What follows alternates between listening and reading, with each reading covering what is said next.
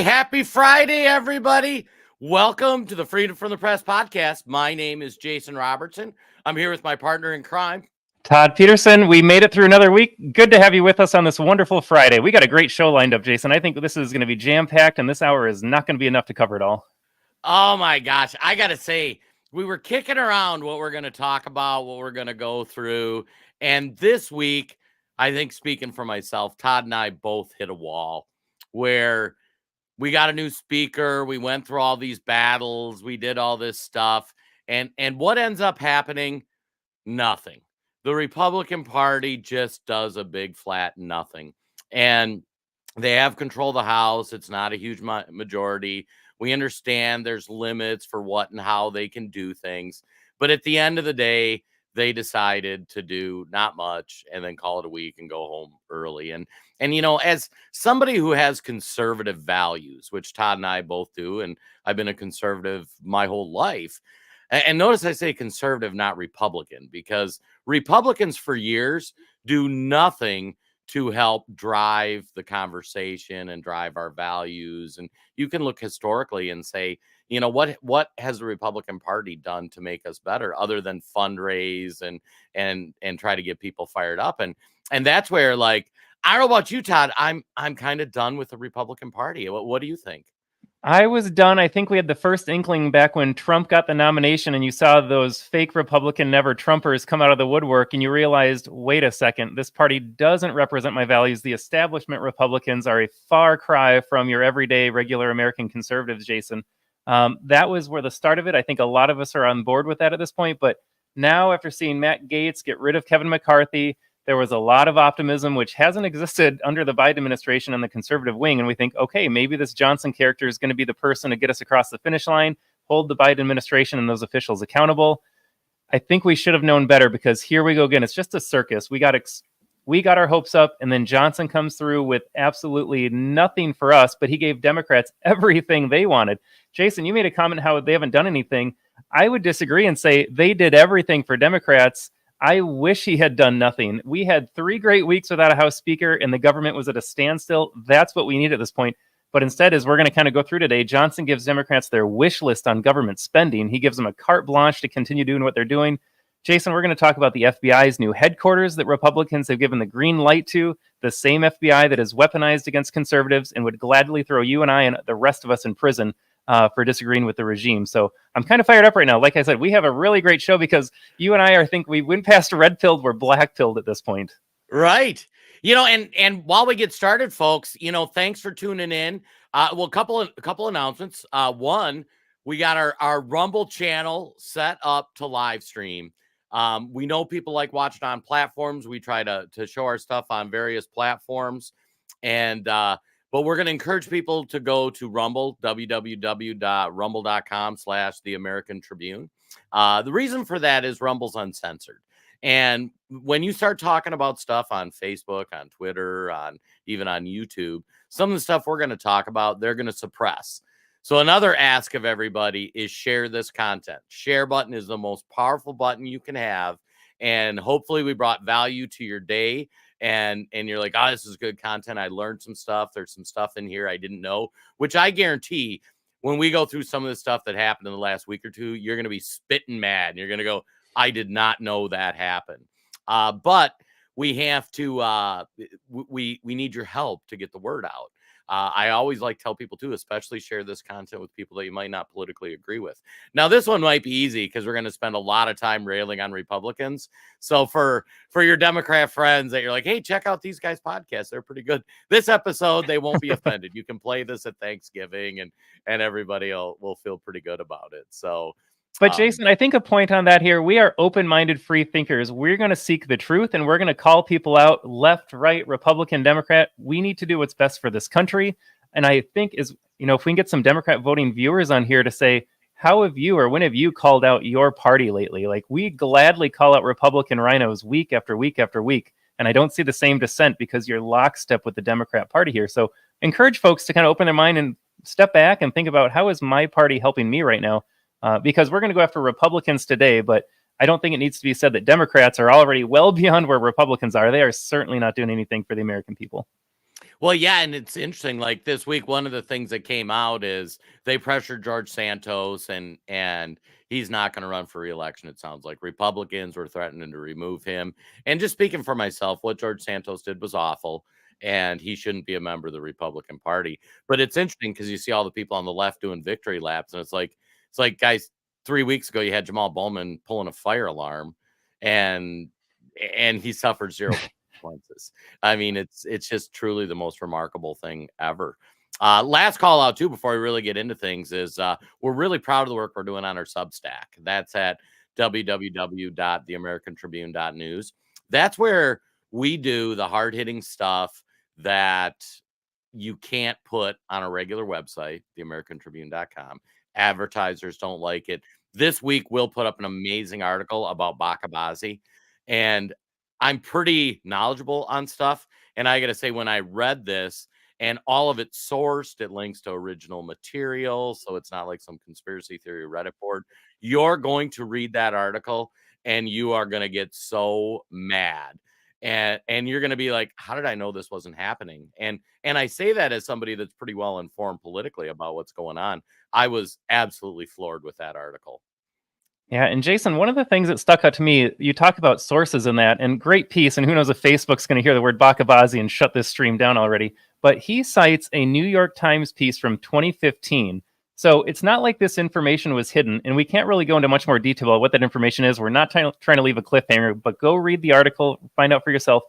It made its way into the New York Times, and it just affirmed to me how nothing gains traction in the news or media unless they really want it to. So they can report it, but it didn't go anywhere in the general public because folks were waiting to be told to be either outraged or be told to react to something. But if they passively read it in the Times, that's not enough for NPCs anymore, most American people. They're waiting for the talking heads on television to say, you should be upset about this. I really think that's a key issue here.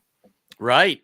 And, as we start breaking down the Republican Party, and I think we're going to start with a Chip Roy clip that really kind of sums things up. Here's where I want to kind of frame up everybody's brain.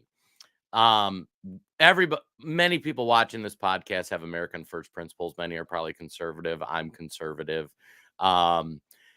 Growing up, I had a hard time identifying with the Republican Party because every time they got power, other than blowing up another country or increasing the power of government, especially the intelligence community, I'm like, what did you really do for the American people?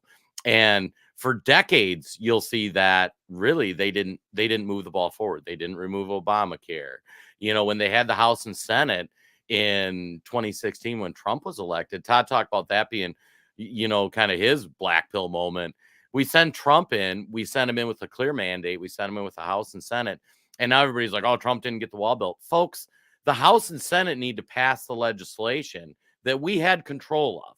Mitch McConnell and at the time, Paul Ryan had control of the House. They could have sent a single subject bill to President Trump's desk saying, we're going to build the wall. We're going to do this. We're going to do that. They didn't do any of that.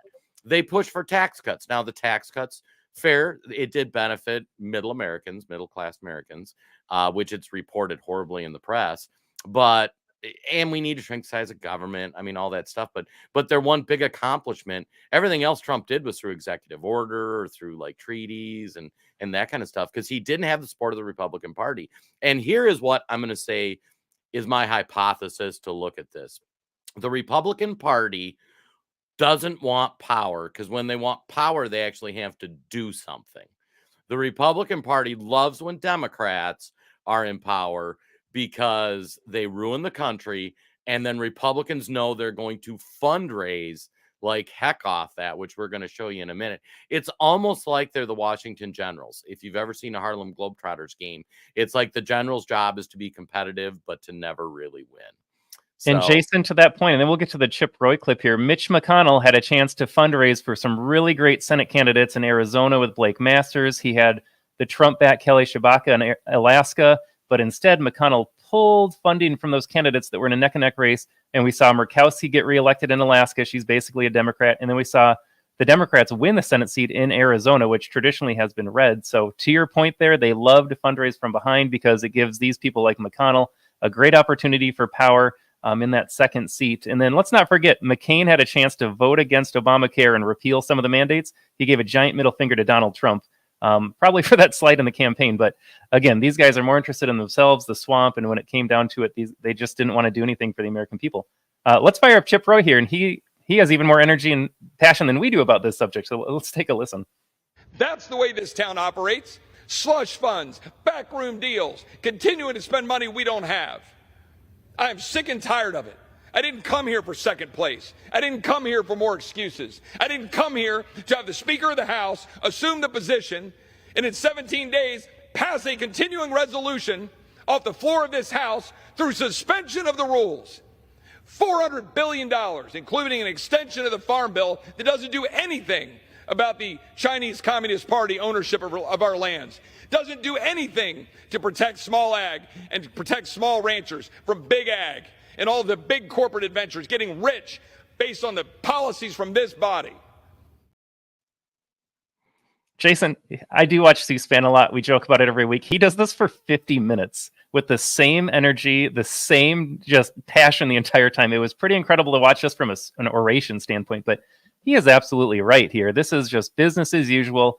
Not a lot to add to that at the moment here, but it does make me remember Matt Gaetz, who said something similar on the House floor and got booed by his colleagues because some of these folks are starting to call it out of their own party. Yeah, and I think Chip Roy, Todd and I joke about watching too much C-SPAN, and yeah, he was fired up on minute 50 as much as he was minute 1. And my question is, when are people going to start doing things? When are people going to get mad enough that they start doing things? So Matt Gaetz got mad enough. Now it's been like 6 weeks ago, and said, we're going to vacate the Speaker of the House. Because the Speaker of the House, he was given several mandates. One, release the January 6th tapes. We still don't have them. By the way, the original Speaker election was January 6th, ironic date. That was when Kevin McCarthy got Speaker. He was supposed to pass 12 appropriation bills. We have 11 of 12 passed, which cliffhanger. We're going to get to where that 12th one is here in a minute. We had, he was going to, work on closing the border. Border is still as wide open as it was when Speaker McCarthy took office. They were going to look at impeaching Biden and impeaching Mayorkas. We'll go through it here. People voted against impeaching Mayorkas. I don't know how many illegal immigrants need to stream across the border until somebody wants to impeach Mayorkas. And impeaching Biden, while they say, oh, we've started the process, there has not been a single member of the Biden family business that's been subpoenaed or been sitting in front of Congress. They got some subpoenas now. They don't even have all the bank records. This is not a serious impeachment. This is, oh, hey, James Comer made this video the other day, like, look at me signing the, the subpoenas for these guys. And he sends it out. He puts it on social media. And then your inbox gets hit with a goddamn fundraising email. And it's like, oh, okay. Like, did you do this to fundraise or did you do this for real? Speaking of fundraising, Jason, we've got one of those right here, and Gunther Eagleman calling him out. He says, Speaker Johnson, until the border is closed, the videos have been released, and then RNC Chair Ronna McDaniel, who we are definitely going to get into today as we talk about swampy Republicans. I think this sums it up. Like, no more money for the Republican Party. I don't know. I understand the will and the want to fight Democrats. I do. I get it. But funding Republicans is just not the way anymore. And that's the black pill moment Jason and I are talking about today. Giving Republicans what they want is not going to move the needle whatsoever. You're going to keep Democrats in power. You're going to get Republicans pretending and talking big and then ultimately not doing anything for you and I. So something's got to give, and that's the moment that we've reached today. Well, and just to clarify, too, when it comes to contributing to Republicans, find Republicans you like and support, contribute to their campaign directly. So if you want to donate to President Trump, donate directly to President Trump. If you want to donate Chip Roy, donate directly to Chip Roy. Understand most of these fundraising emails, when you contribute to those, that money goes to the PACs that Mitch McConnell in the Senate and Kevin McCarthy in the House runs. So all that money goes in a pool. It doesn't necessarily go directly to the candidate unless you go to the candidate's website and donate directly. And then McCarthy and McConnell figure out who it is that's going to actually get the money. So as Todd said, in the midterms, why did we not get a red wave? Well, Kevin McCarthy in the House is looking at guys who weren't going to support his agenda, that were going to be more America First, MAGA Republicans. And he said, well, I'm not going to give you guys money. I mean, J.P. Mikowski, he was a great one. He had a good chance to win, got zero support from Kevin McCarthy. On the Senate side, why do we not have control of the Senate? There was 2 or 3 great Senate candidates that were MAGA candidates that they said, nope, we're not going to support them. And the reason was because they just, McConnell doesn't want people that are America First, that are not uniparty, that are not swamp in the Senate, because he can't control them. And so if you're going to donate directly to your candidates. Thank us later. Absolutely. And this starts in the primary process too, because once you get to the generals, it's down to the D or the R.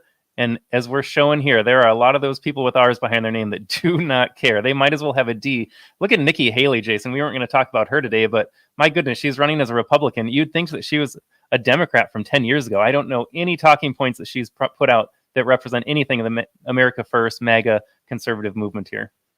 Oh, yeah. I mean, she came out after the debate. It was like, let me give you a list of countries I want to go blow up. It's like, is she Dick Cheney in heels?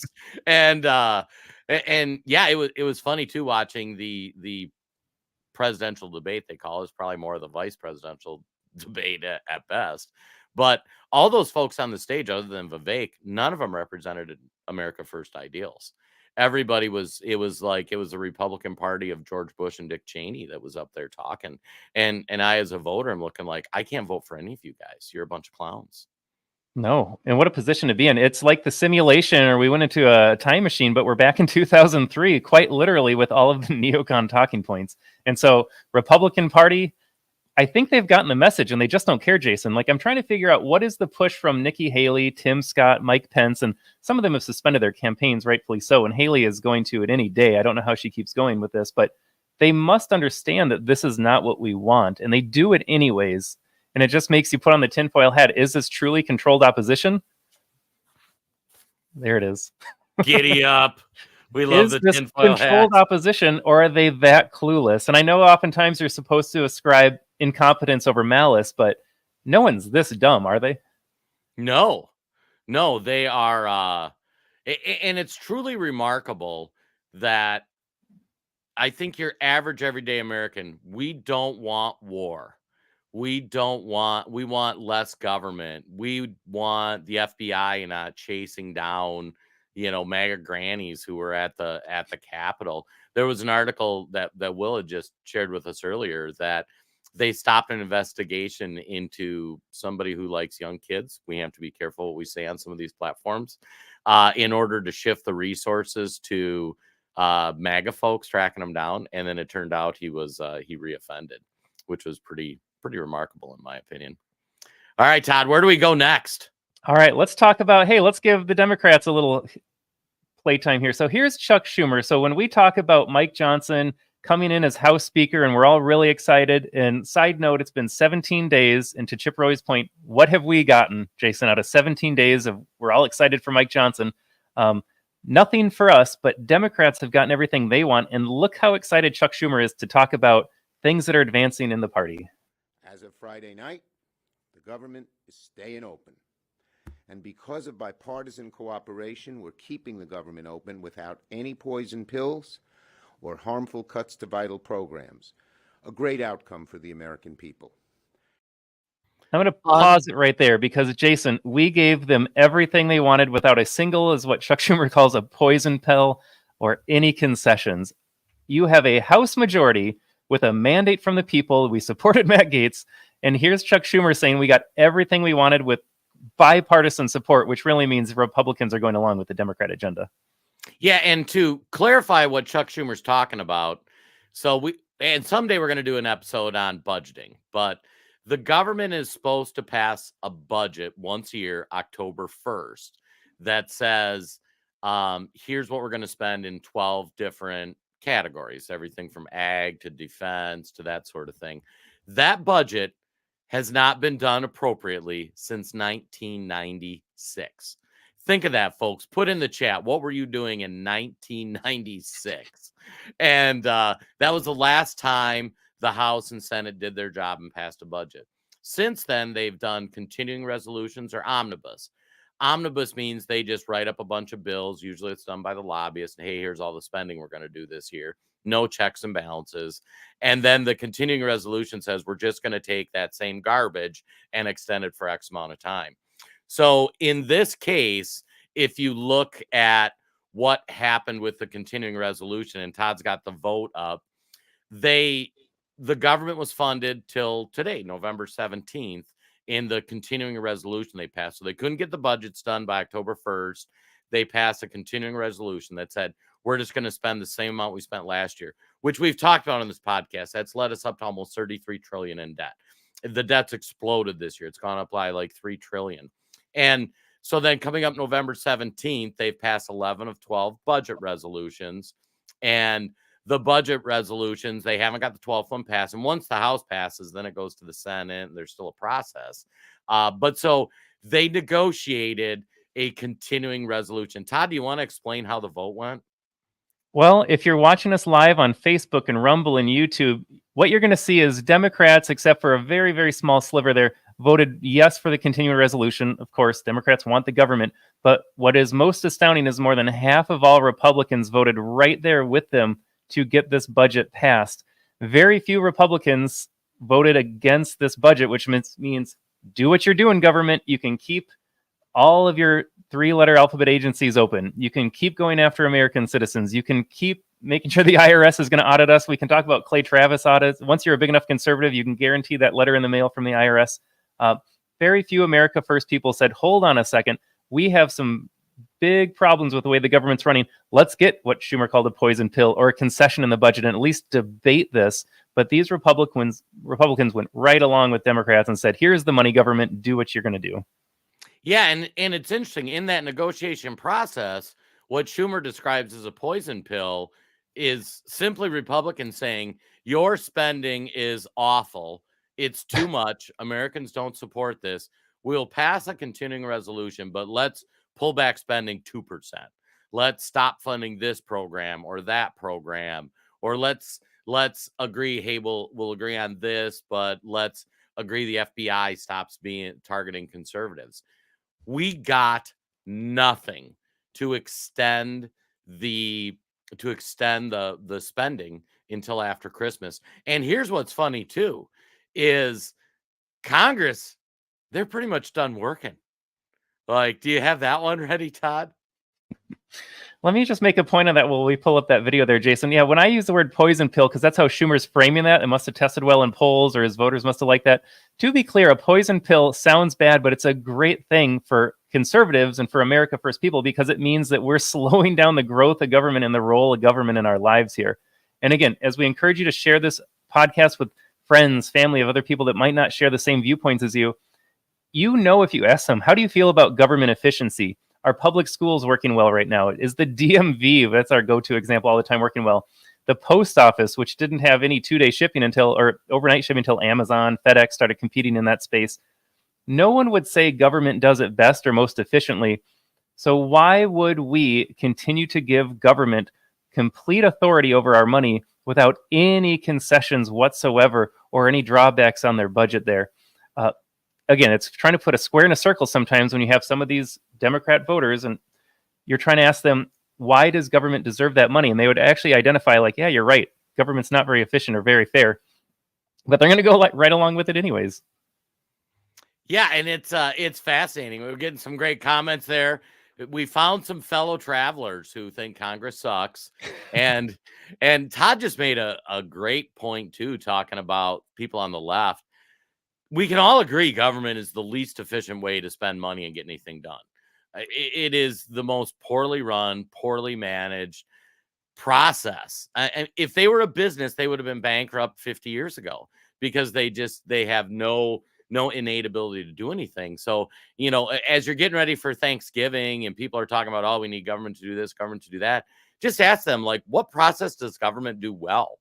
You know, when was the last time you looked at a government process, building a road, filling a pothole, any of that, and said, Oh yeah. That's run how I want. If they were a private business, you would not hire them. Just like if there was a restaurant and you knew it was poorly run, the floors weren't clean, the food wasn't cooked right, you would stop going. But yet, as people, especially the Democrats, they just govern me harder, daddy. Like, we just need more and more government, even though they just waste our money year after year after year. But Jason, how many of us rely on the government? And when I say us, I don't mean you and I specifically, but how many people get something from the government at this point? We talk about who pays federal income taxes. Less than half the country pays in anymore. How many people are getting benefits in some way or another from the government there? And they're not framing it up as like what's more efficient at this point. Unfortunately, they're caught in the web of big government, and they say any threat to that is now a threat to my economic stability. And I like getting free stuff for nothing. So we are caught in quite the death spiral, because that's only going to grow and grow and grow and get harder and harder to break from. And I don't understand where people got the concept like stuff for nothing or call things free. My dad, he was a pretty simple guy in what he taught me, and like nothing's free. I think if you look at any time the government gives you something and you think that's free, no, that money was stolen from somebody and it was taken from them and given to somebody else. Like, that just shouldn't be a thing. All right, Jason, we're running up against our half-hour ad break here. I'm going to switch over to Thomas Massie really fast, because I think this is a good story that needs to get covered here. A little context for the video we're about to watch here. There is a bill that was in, I think it was either the Inflation Reduction Act or one of these other giant omnibus bills. They sneak in language to insert what's called a kill switch, essentially. So your car could be controlled from the outside and shut down for what they're going to say safety reasons. I don't even think we need a tinfoil hat. I think we can understand how a kill switch might be used down the road if we're talking credit system, CBDC. There are lots of interventions that a government might want to use to control you a little bit more here. My theory is that Thomas Massie, after introducing this, is not going to get support from Republican colleagues, again, the Republican majority in the House, to go along with this. But let's listen to Massie talk about this really fast. We can dissect it, and then we'll swing into a break here.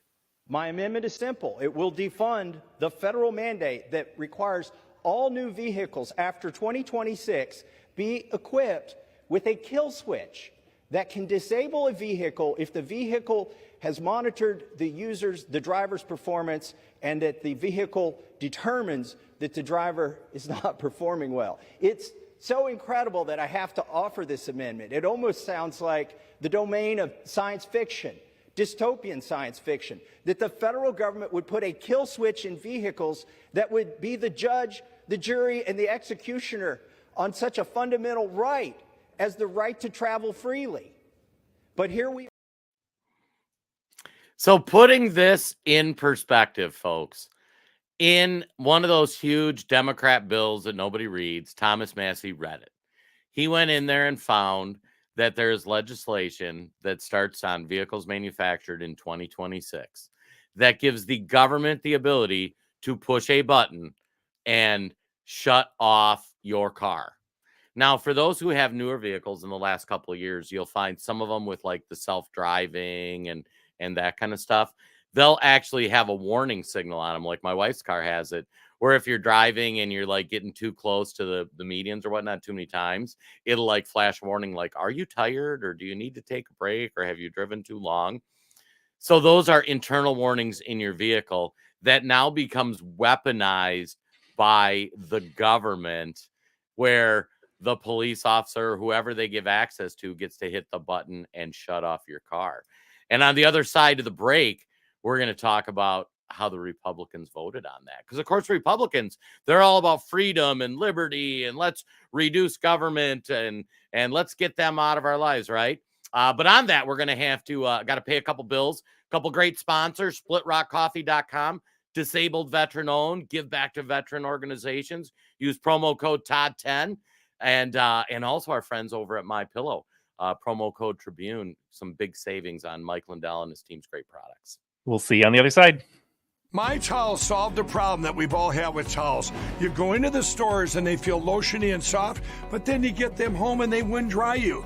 That's why I made My Towels. They actually work, they're soft, and they absorb. And now I'm excited to announce 2 brand new lines of My Towels. What makes them the best towels ever is they're now made with 100% long staple Shapir cotton. This is a combed ring spun cotton that makes my towels even softer and more absorbent than ever. And now you get a 6-piece set for an amazing introductory sale price as low as $29.98. So go to mypillow.com or call the number on your screen. Use your promo code to get my towels for only $29.98. Or you can get my designer premium line for just $20 more. Either way, you save 50% now on all my towels. They actually work.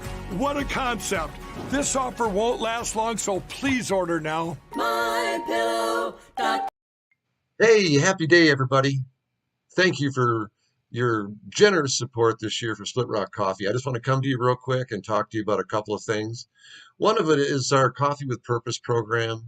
You know, that part of those profits go back to supporting our disabled veterans, our children, our families, organizations, Fishing for Life, Air Power, those types of things. Not only do you get a great cup of coffee, but I got to tell you, folks, it's a great mission that we're on. And we have light, medium, and dark, and it's in whole bean or ground. Now, here's a couple of samples of our ground product. This is a light and a dark, and there's a medium also.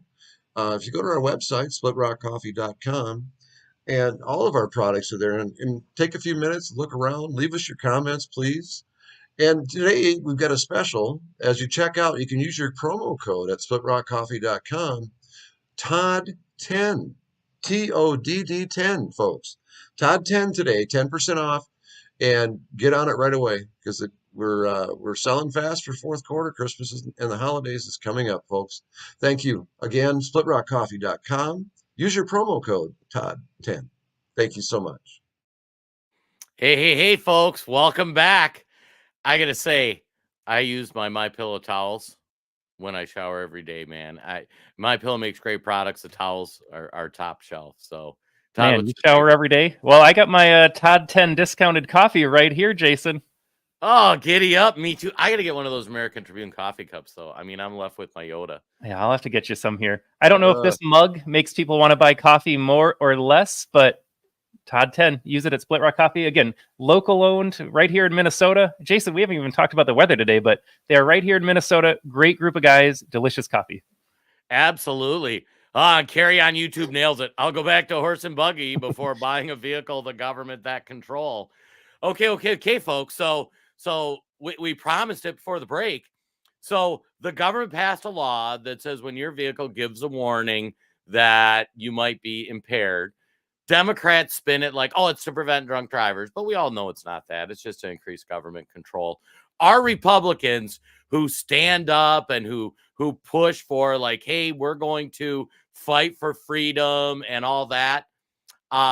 Guess what? Todd, how did Republicans vote on that? Spoiler, they didn't vote for you and I. Right. Yeah. So we've got this one, too, that talks about the break. And we'll get to this in a sec. But Republicans actually voted against Thomas Massey's amendment to remove the kill switch from the legislation that takes effect in vehicles in January 2026. Now, the fact that government is going to have the ability in a couple of years to control your car should be front page news. And every American, even if you're a Democrat, should look at that and go, this is insane.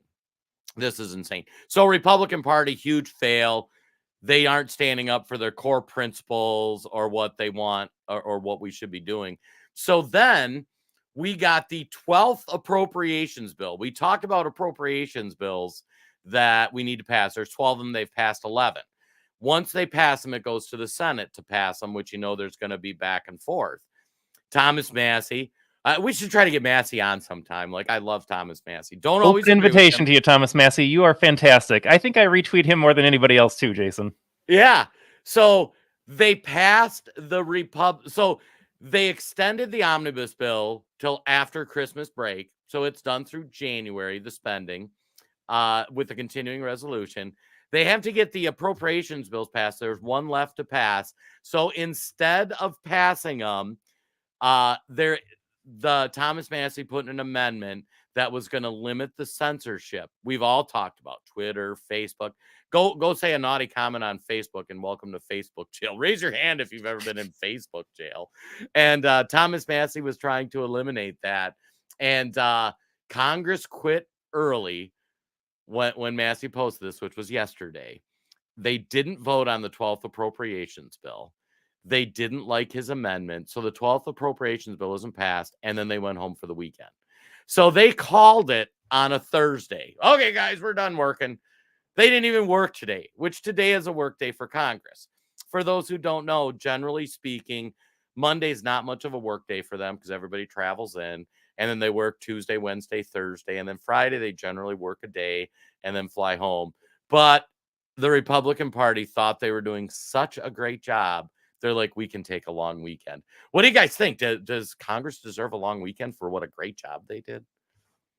And I don't think they're putting in PTO. So, Jason, they're collecting their $180,000 for a solid 3 days this week. So, Yeah. good job, everybody. Right. We should break down the math sometimes about all that airfare that they get comped too. So, if every rep is flying home to their district every week, do we have any math people following along right now? I'm not going to do that in my head right here. But, Jason, it wasn't all for naught because, like you and I have been saying, it's not like they didn't accomplish anything. Republicans did a great job supporting the deep state and their Democrat friends in a big way recently. They gave the FBI some new digs. Yeah, so this is, oh God, when we looked at this, do you got the video or do you got the... Yeah, we'll do some headlines first, and we'll get to the video. Right. So the FBI, in addition to their funding, there was a $375 expenditure for them to build a new headquarters. That will make the FBI if you take all the departments in the federal government, that will make them have the biggest, nicest, fanciest headquarters of any government agency. And I don't know about anybody watching the show, but when I see the conduct that the FBI has been engaged in over the last 5, 6, 8 years. I mean, let's go back to Russiagate. The FBI knew there was nothing there. And while Donald Trump's getting raked over the coals for 3 years, they sat silent. They knew when Donald Trump was getting impeached for saying, oh, Zelensky, we're going to hold back weapons if you don't, investigate him. That was the accusation. We've debunked that. They knew that they had active investigations into the Joe Biden business deals. They knew that. So the FBI is corrupt. You do not reward corrupt government organizations with more money. 70 Republicans voted to give them a $375 million new headquarters. It just blows me away. And Jason, some of them, like Ken Buck out of Colorado, it's not like these guys are trying to curry favor with their voters at this point. He's announced that he's not seeking re-election, as are a lot of these rhinos that have been exposed now through different efforts, such as Gates getting McCarthy out there, and they all had to publicly vote who they were going to support. Someone like a Ken Buck isn't doing this to win re-election because he's not even running anymore. He's just saying F you to the American people right now in the America First movement. I see no other way around this. He knows what the FBI has done to Catholics, to parents in school board meetings, more than anything else. What happened to the J6ers, who are still sitting in solitary in some cases, completely weaponized against conservatives. He has an R behind his name, could not care less. He's just doing this to say F you to all of us.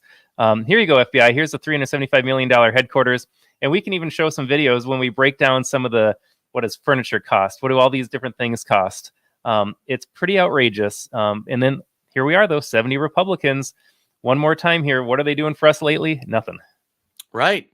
And like I say, this is coming from people that support the values they get up on stage and say they support. Most of them. We don't like the war stuff and all that. The things they send in their fundraising emails, the things that they promise you they're going to do, we send them to Congress and they don't do what they said they were going to do.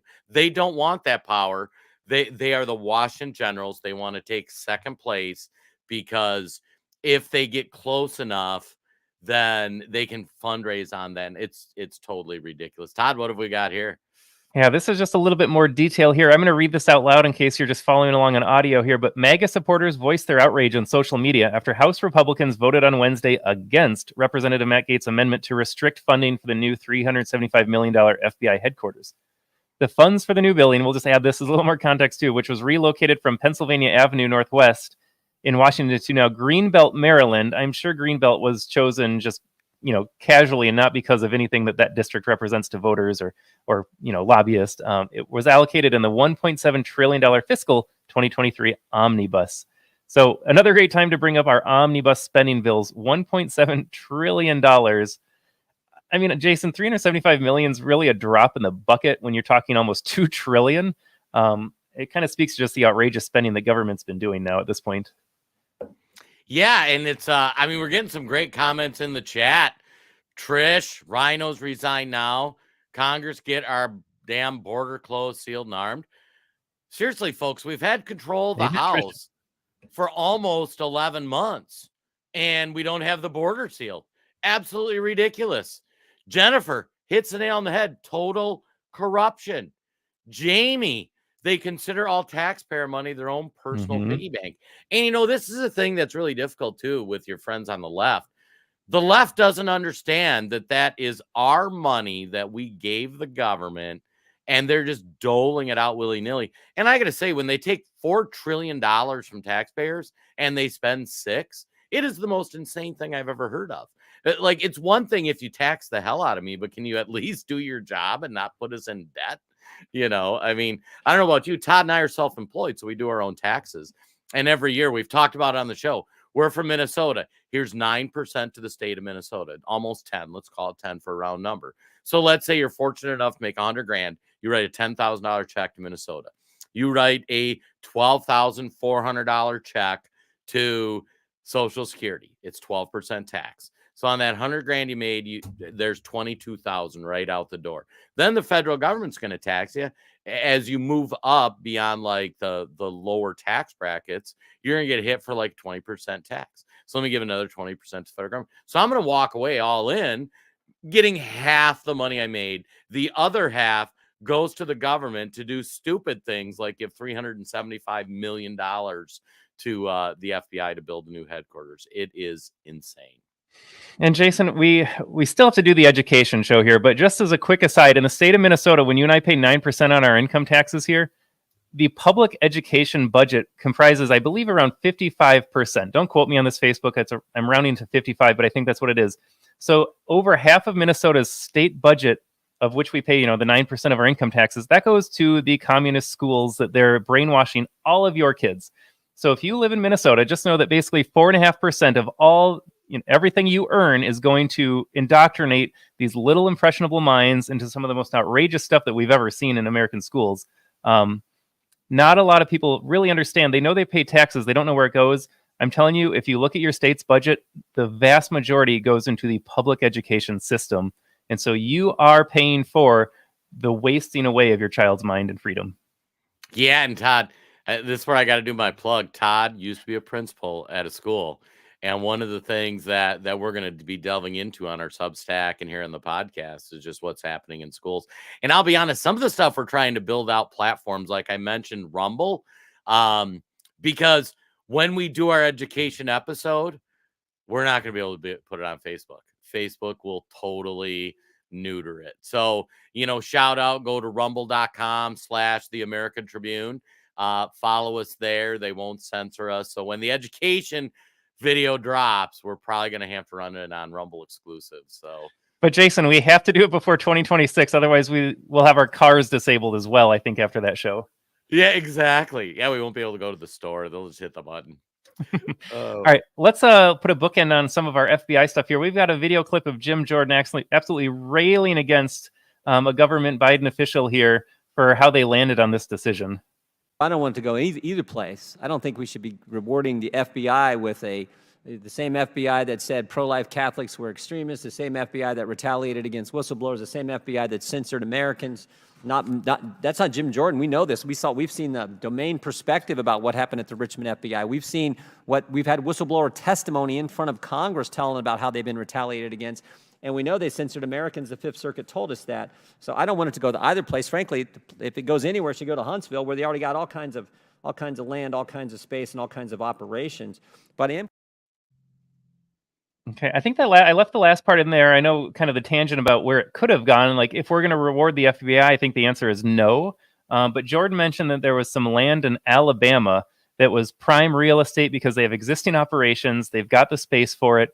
But Jason, it didn't go to deep red Alabama. It went to expensive white leftist Maryland. And so you can't just say this proximity piece there. It was all about the voting. But Jordan really laid out list after list of reasons why the FBI doesn't deserve anything, because they keep going after us.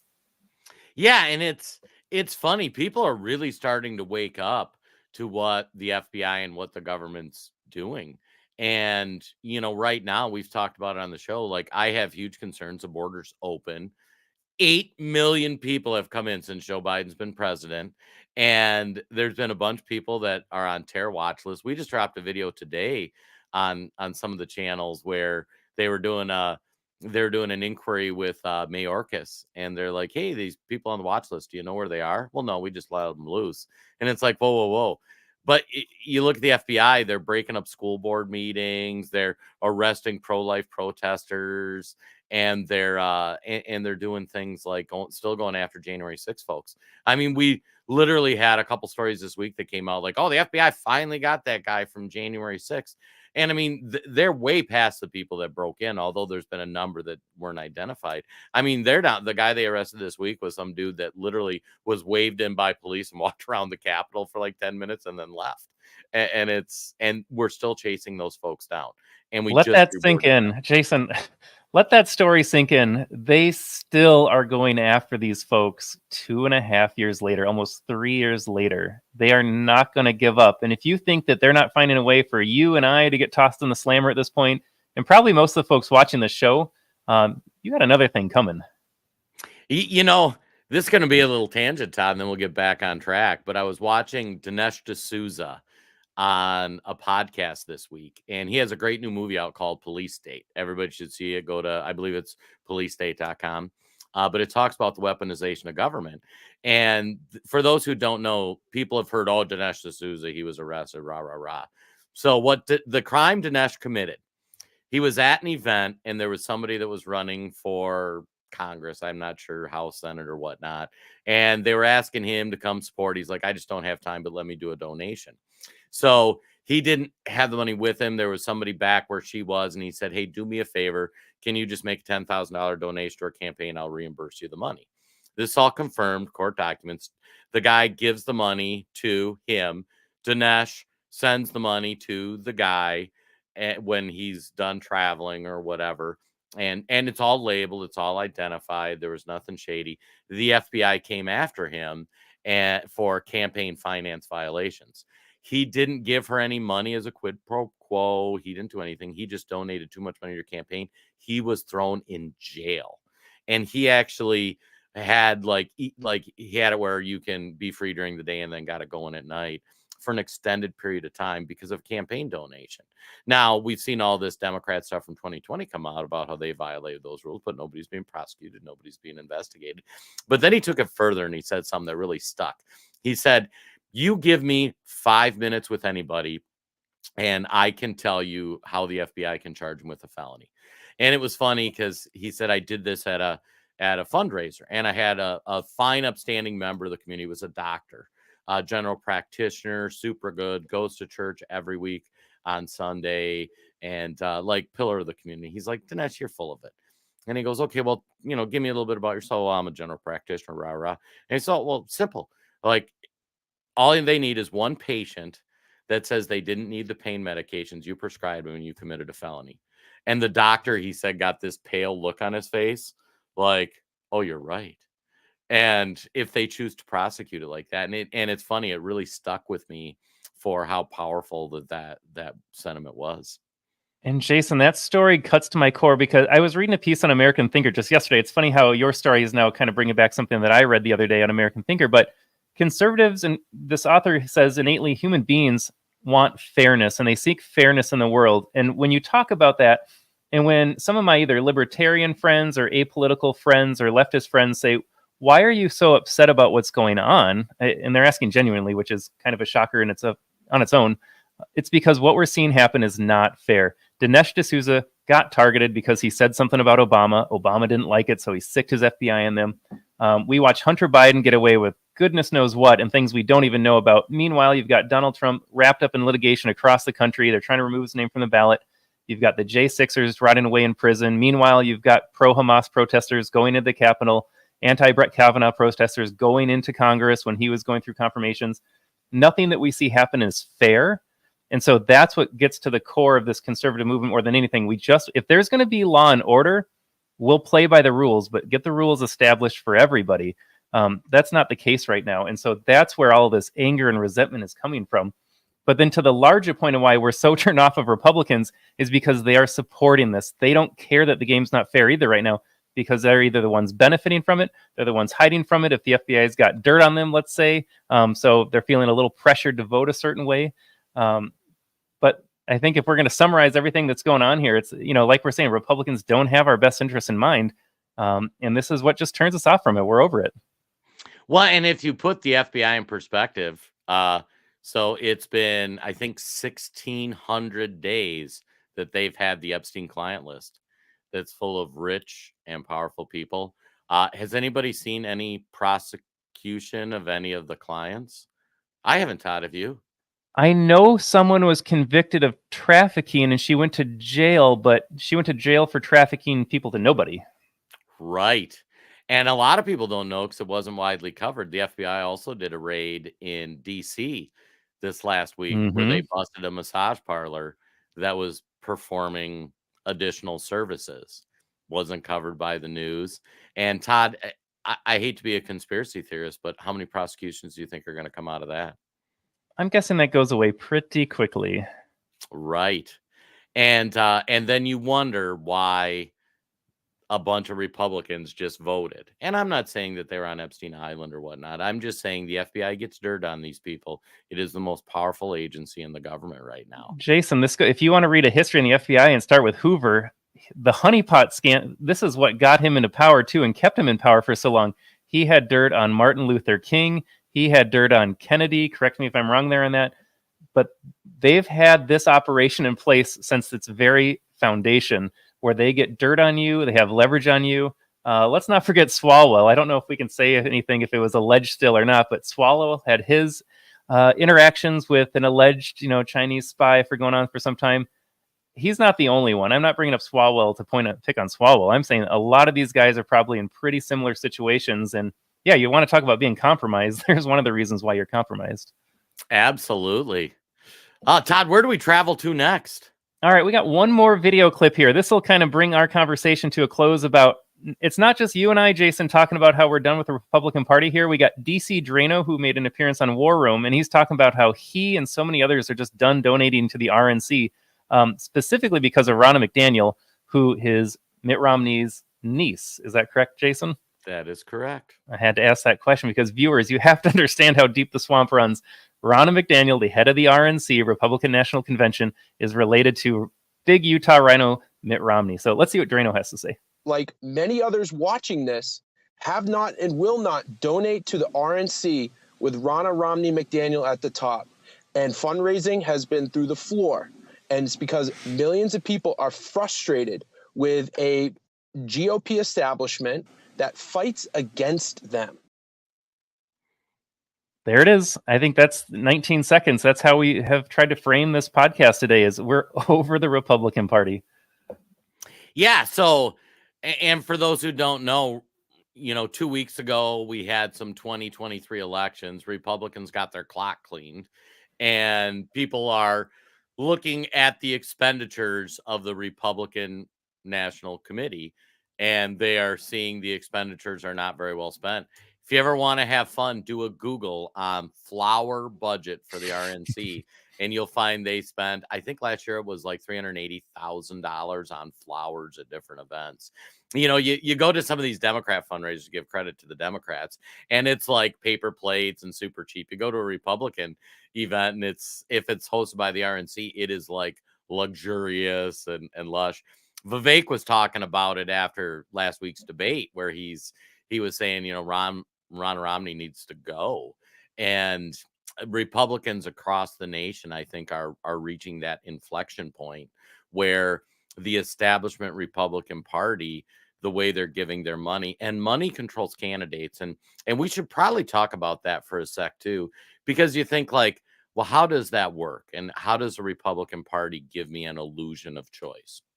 So right now you're starting to have primary season. So that means you are picking your Republican nominee or your Democrat nominee for all these offices, Senate, House, whatnot. These offices, I'll be honest, not a lot of people vote in them. In the primaries, if you get like 10, 15% voter turnout, like that's pretty good in a lot of states. So that means, 85, 90% of people stay home, don't even participate.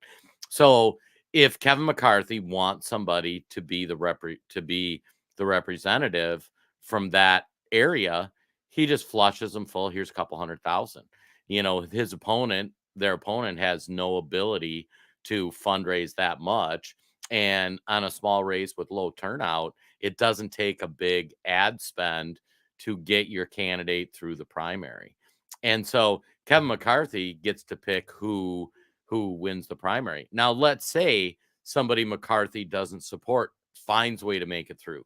They pound the pavement, they get the votes, they win that nomination. Well, then it's the same thing. He just chokes them out for giving them money because Kevin McCarthy, and this is gonna blow your mind. Some people who are staunch Republicans who haven't liked us ripping on the Republican Party are going to say, oh, no. He would rather lose a seat than have somebody that won't fall in line with the uniparty. Mitch McConnell, same way. Mitch McConnell will not support, he will choke out financially a Senate member if they're not going to support his agenda. And it's just truly infuriating. Absolutely, Jason. And we saw that play out like we referenced 2022, 2023. Wait for it to happen in 2024. You can watch some of these closely contested races pop up next year and look for that. If it's a candidate that's MAGA, read about the finances that coming from the PACs in DC or McConnell or heck Johnson at this point. You'll find out that they're not getting a lot of support from the Washington establishment. Yeah. So really, what can you do? Like everybody always asks us, what can you do? First, I would encourage you guys, share our content or other content creators like us. We try to share the truth. We try to bring perspectives. Hopefully for those who watch the show, we had great turnout, a little less active in the chat today. But hopefully you got value out of this. And if you see value out of this, my ask for you is to share. If you really like our work too, sign up on our platforms. Substack, like I say, is one where there's a bunch of free content on there too, but that's where you can support us financially. By your support going on the AmericanTribune.news, signing up for a subscription, that helps Todd and I continue to have time to watch C-SPAN videos and provide you guys with information.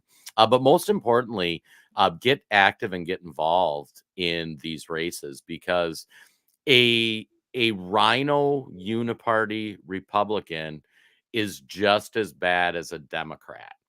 And I would actually say they're worse, because they're going to tell you they are going to do something, but then they're going to get into power and they're going to do the opposite. I mean, if you got a Democrat, you just know they're going to, like, I would rather somebody stab me in the front than stab me in the back. And that's how we need to start looking at these establishment Republicans, because I want President Trump to win in 2024. I want him to go make transformational changes to America. But if we don't send him the right members of the House and the Senate, he is not going to be able to get the things done that he needs done. Yep. And Jason, to your point about them being worse, you and I live in deep red districts. I'll say that I live in a deep red district for the House. We have Tom Emmer out here. He's going to win. It's a Republican district, and he is taking the place of an America First Republican right now. So we send some rhino scumbag to DC who's just taking up space. He's one more vote for Democrats, even though the values of the district don't want that. So yeah, to your point about it being worse, I 100% agree. And just want to make that point that we could actually have someone that wants to make a change, stand up with the Freedom House Caucus. They don't want to do that, though.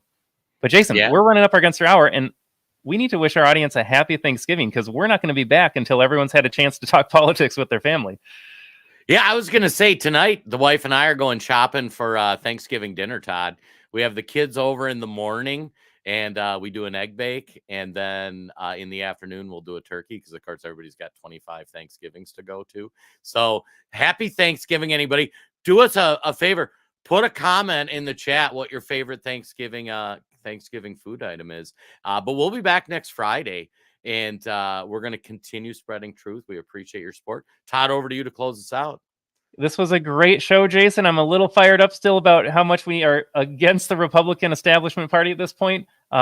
Folks, thanks for following along today. It was good to have our Rumble audience with us for the first time. Excited to get that going. And if you're liking what you watch here, hop on over to Rumble. I think you're going to like what you see over there. We've got some other videos posted as well. And that's really a place that we are able to talk freely. Some of these other social media companies don't like our conversations so much sometimes. But folks, have a great day. Have a great weekend. Have a happy Thanksgiving. And we'll see you next Friday.